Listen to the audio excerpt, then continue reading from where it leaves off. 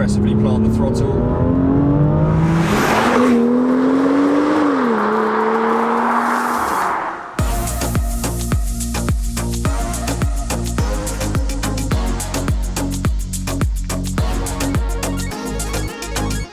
Hey guys, it's Joel and welcome back to the channel and welcome to another video in my sort of next car series, I guess you could call it.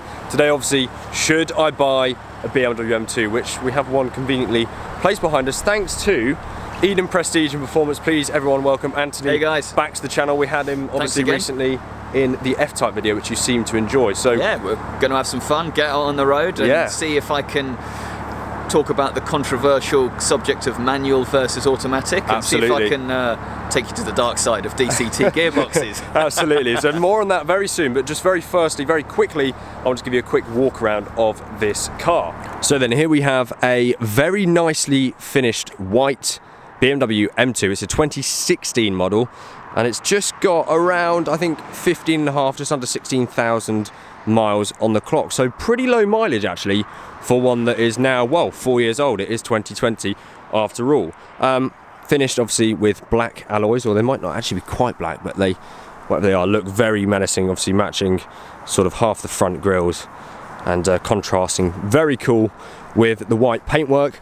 As we'll get into later in the video, I do love the way that these cars look, and I think they just, they're just such a, look at the squat of it, it just looks really cool on the road. This is obviously a proper M car, so it's an M2 badge there, and the quad exhaust at the back. This one is pretty unmolested. It's got some really nice optional extras from the factory on it, but there's nothing, as you can see, no wide body kits, no carbon skirts, no crazy Akrapovic exhaust or anything like that. So it'll be really interesting to see how this is on the road. And just very quickly, let me show you the interior.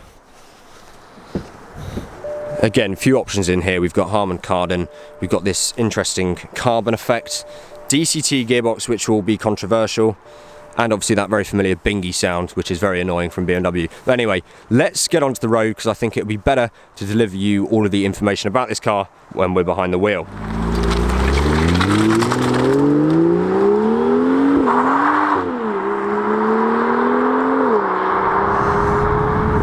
Okay, so here we are now in the BMW M2, back with Anthony from Eden Prestige and Performance. It's good to have you back. Cheers, thanks for the invite again. Absolutely. Well, and thanks to you guys for inviting me down to come and feature this amazing BMW M2. You guys hopefully saw the last video I did with the guys at Eden Prestige and Performance. That was an all-wheel drive 380 brake horsepower V6 Jaguar F-Type.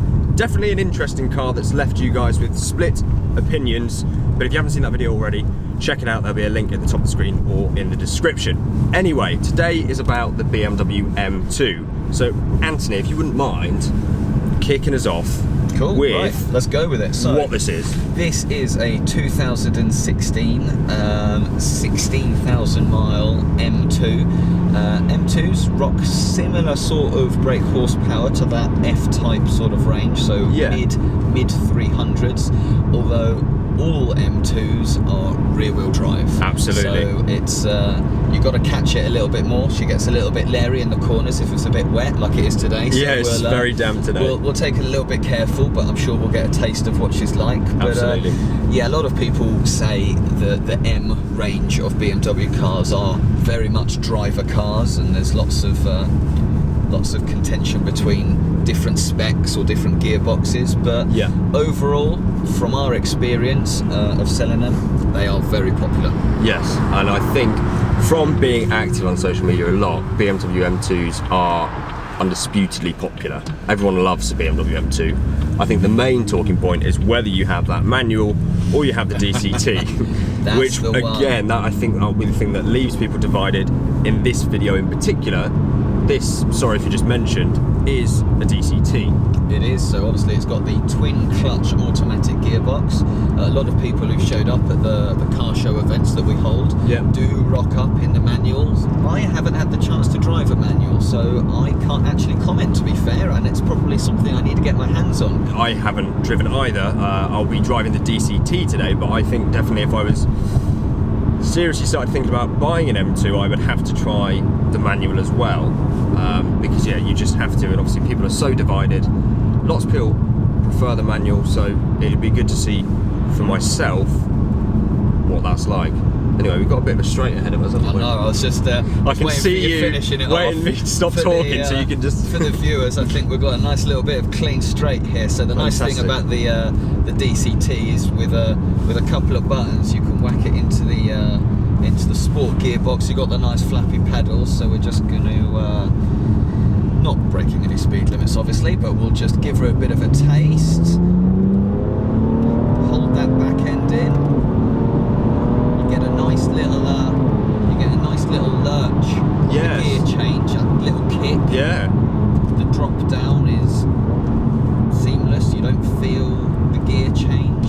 And that acceleration is actually extremely linear. It's almost like a Porsche. Like you wouldn't know that, because this is turboed, isn't it? Yes. You wouldn't know. So in terms of the interior, obviously we've got the DCT, which we've spoken about. We have got, I think it's called Nav Pro. Yes. It's the larger screen. You've got full Bluetooth connectivity, great sat-nav. I'd probably have to say, from my opinion, the BMW sat-nav is one of the clearer and easier systems to use. You get the nice dial for your entertainment system down here, which is very BMW throughout the whole, in the last 20 years.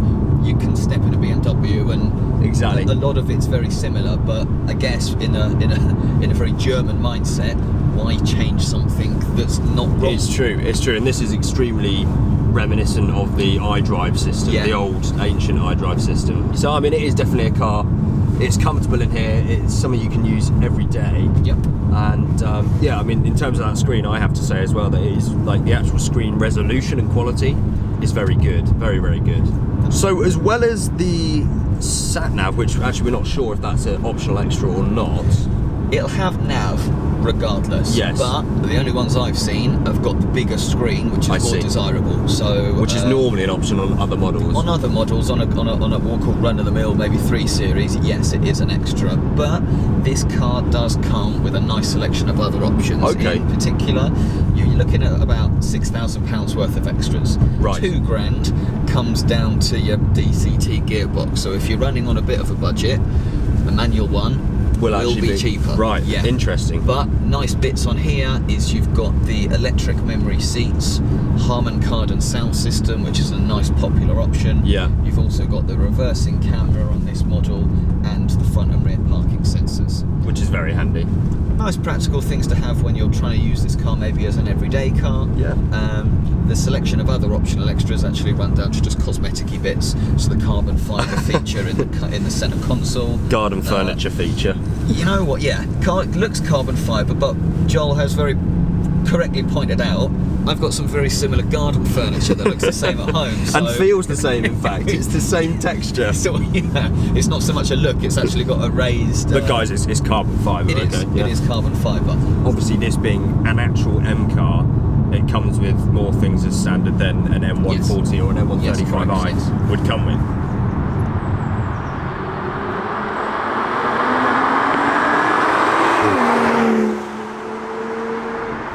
Right, I understand that your viewers were quite keen on you having a little bit of a drive. Yeah, they were. Which is good. Yeah, I'm very happy for you to do that, so I thought we'd pull over and do that. Sweet. Hopefully you'll get the feedback you're after, and we all know it's all about that gearbox. It is, yeah. Can I win you over on it? Because I know it's biased because I haven't tried the manual, but I'm definitely a more twin clutch guy than a manual guy. Absolutely, absolutely. I'll let you form your own opinions, but we'll have a swap over now. Get you going. Sweet, let's do it. Cool.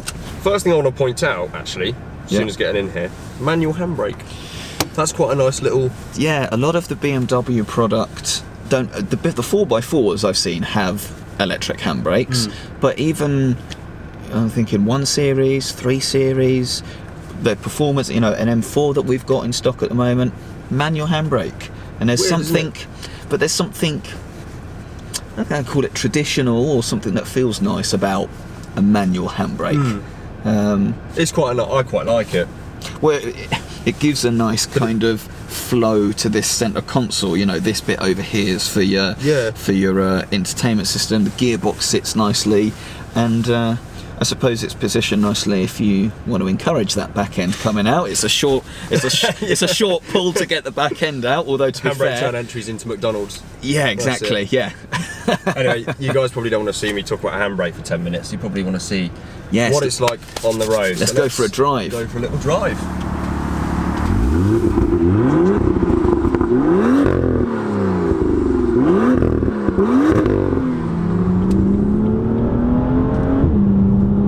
Is this a standard exhaust? Yep. Standard BMW exhaust. It's not the worst sounding. Oh, they're great. And again, I think I mentioned aftermarket exhausts when we were talking about the F-Type. Yeah.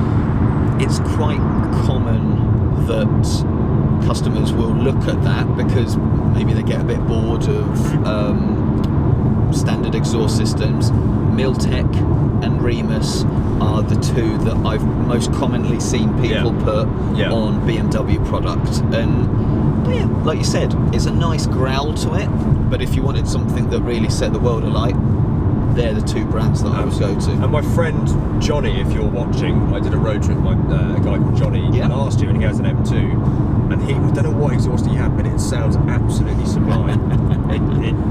Driving through the streets of Monaco, it was just something else. And that's paired with a manual gearbox as well. Wow. That is quite something. But we have different modes. Are we just in eco sport? So this is currently in comfort. If you press the button up, so you're going to sport. So throttle response has changed a little bit. Correct. It'll hold if you're in the automatic mode, it'll hold the gear longer. So you'll go to probably 5,000-6,000 RPM. And it makes the gear shifts a little bit more. Yeah, there's more. Well, a little bit more of a kick. You do have the option to go into Sport Plus, which makes things more sensitive further, but it basically limits the traction control as well. So, and I don't think we mentioned it earlier. This car is, with all those options, £29,500. That's the one. Sub 30 grand. So obviously, guys, me filming with Eden Prestige Performance, this very car is for sale at their dealership. So if you are in the market for an M2, you can go ahead and check their website. Come on down, come and have a test drive. Come and have a look, come and drive the car. It is, I should really give some impressions. I should think about what this is like. It is so easy to just get in and drive. And, you know, I've already given it a little bit of acceleration in this, you know, I'm having a conversation with you. You know, it's very easy to drive this car and also to drive this car quite quickly, which is a compliment and testament to the gearbox, the traction control system. It's nice just how this car's set up. It's nice just to be able to jump into a car and get on with it without having to think about it too much, because that's part of enjoying a sports car. Absolutely. And on the corners, there's still a bit of steering feel. It's not completely numb like other new cars. So one thing that's important for me if I'm ever driving a flappy paddle gearbox is the paddles themselves. Yeah. And these are very nice, very tactile. Quite comfortable. You do get a lot of paddles that are a bit small, and you're like, I can only get like my middle finger on it, but then some of them, they're like huge, and you're like, I want to indicate, not change gear, and it's like... like a Maserati or Ferrari. Bentleys are the worst. They got these like... I don't even know who designed them or what drugs they were on when they designed them, but they're these big, awkward paddles, and but they're nice. I mean, that makes it for me if you've got a flappy paddle gearbox and the paddles are actually nice to use because you're using them all the time. But I have to say, I've always said it in this sort of setup of BMWs, as we were talking about earlier, they're all quite similar. I love the wheels in these things, and I do actually love just the view you get here. Not so sure about this instrument cluster. This is like it's not really left the millennium almost, but this makes up for it. This nav. It's very nice. It is very nice. But yeah, guys, in terms of the drive as well, because this video is obviously titled "Should I Buy BMW M2?" Part of that obviously is because we've just talked about the price. It's that sort of under 30 grand mark again, or around 30 grand mark that the F-Type we did with you. Correct. Was the Nismo, which you may or may not have seen on the channel yet, and that Cayman so far. So it's obviously fits into that category. It's a BMW. I know a lot of you guys will love these and probably like to see me buy one. And you know, it is a car that I personally, from an external standpoint, I absolutely love the way that this car looks. I think it's one of the best looking cars that BMW actually make. just the wide arches at the back. What do you think? I mean, Yeah, I personally love it. But I mean, yeah, out the box, I think it's a fantastically good looking car. But like I say, there's an endless list of modifications that you can do to this. But anyway, let's just get one more feel for how this car accelerates on a national speed limit road here, so we can slow down a little bit and give it. Yeah, there's no one behind us. Slow down a little bit. Maybe just put it into second here and see how this feels. So progressively plant the throttle all the way up to the rev limiter.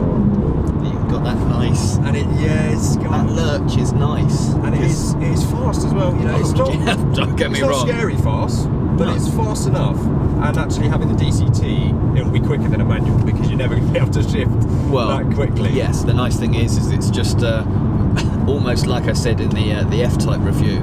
It's like plug in and play. Yeah. You just get in, you put your foot on the throttle, hands on the steering wheel, and you can just enjoy the driving experience. Yeah, absolutely. And I do, honestly, from just driving this car for about a total of 10 minutes, I get the sense that it is a car, and you know, I've obviously seen lots of videos of people doing this and people who own them that say this, but I get the sense that it is a car that does like to be grabbed by the scruff of the neck, as Clarkson would say. Yeah, it's a bit like it that. probably is something that loves actually to be thrown into a roundabout and, you know, really pushed, which obviously I won't do today. It's damp, as we said, and it's not my car. But you do actually get that impression from driving it, that it is something that likes to be playful. So perhaps doing what I'm doing right now and driving it relatively gently on very smooth roads isn't the best way to get the most out of the car, but just from this I can tell that it is something that really does like to get leery, and probably closer to the limit is a lot of fun. Obviously a lot of you guys will be split on whether a manual or DCT is the way to go in terms of the BMW. I don't know, honestly. I would be inclined before driving either to say manual. Having driven this now, it's great. It's a great box. You can't dispute that. And I would like to drive a manual as well to see how I feel about it. But I think ultimately the manual is going to be great. The DCT is great. It just comes down to what you're using the car for, and you know what you prefer. So I think you guys make sure to leave your opinions below on the car. I hope you've enjoyed this video and hearing some first impressions from me. And also make sure to check out the Eden Prestige and Performance website, where you can view this car for sale if you're interested in M2. This is a very nice spec. It does look great actually with the white and black wheels. Looking car. But yeah, so thank you so much to Anthony again for agreeing to be in this video and for sharing his knowledge. It's always very helpful. And of course, thanks to Eden Prestige Performance and yourself for letting me have a go behind the wheel. Look forward to next time. Wonder what we'll do next. What are we going to do next? Well, I'll leave that down to you, to be fair. Perhaps your viewers have got any suggestions. Get on the website. If there's anything on there that anyone wants to know about more or wants us to do a review on, more than happy. There's no vehicle that's off bounds because of engine size or because of brake horsepower limit. We can do anything that we've got in stock. So feel free to leave a comment, like, subscribe up, and like our page on our Instagram page, our Facebook page, because we've always got new product coming in, and yeah, we'll go from there. We'll leave it down to you guys. Definitely check out their inventory and comment, spam this video saying I want Joel to do this car next, and we'll make it happen. But yeah, thanks again, and thank you guys for watching, and I'll see you very, very soon. See you next time.